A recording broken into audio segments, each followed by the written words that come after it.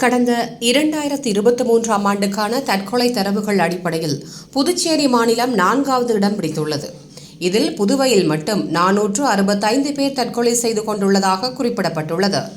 உடல்நிலை சரியில்லாமல் 70 பேரும், குடும்ப பிரச்சினையில் 147 பேரும், படிப்பில் தோல்வி அடைந்ததால் ஒருவரும், போதைப் பொருளுக்கு 7 பேரும், காதல் பிரச்சினையில் 3 பேரும், ஏனைய காரணங்களுக்காக 184 பேரும், காரணமே தெரியாமல் 53 பேரும் என மொத்தமாக 465 பேர் தற்கொலை செய்துள்ளனர். இவை கடந்த 2022ஆம் ஆண்டை விட 3.3% குறைந்துள்ளது குறிப்பிடத்தக்கது.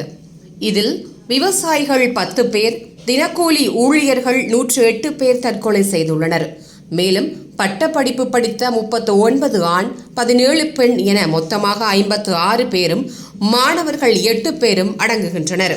கடந்த 2023ஆம் ஆண்டு நாடு முழுவதும் 1,71,418 பேர் தற்கொலை செய்து கொண்டதாக கூறப்படுகிறது. இதில் 13,892 பேர் மாணவர்கள் ஆவர். அதில் 18 முதல் 30 வயது வரை 56,140 பேரும், 30 முதல் 45 வயது வரை 55,724 பேரும் தற்கொலை செய்து கொண்டுள்ளனர்.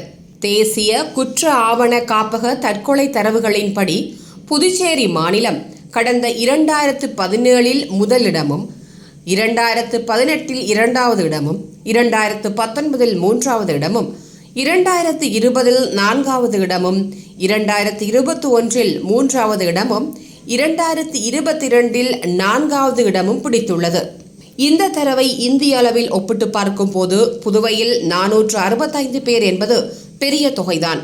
கடந்த 7 வருடங்களாக 4 இடங்களில் மட்டுமே மாறி மாறி வருவது ஏதோ சாதனை புரிந்து முதலிடத்தை தக்க வைத்துக் கொண்டது போல கூறிக்கொள்வது புதுவை அரசின் அலட்சிய போக்கையே காட்டுகிறது.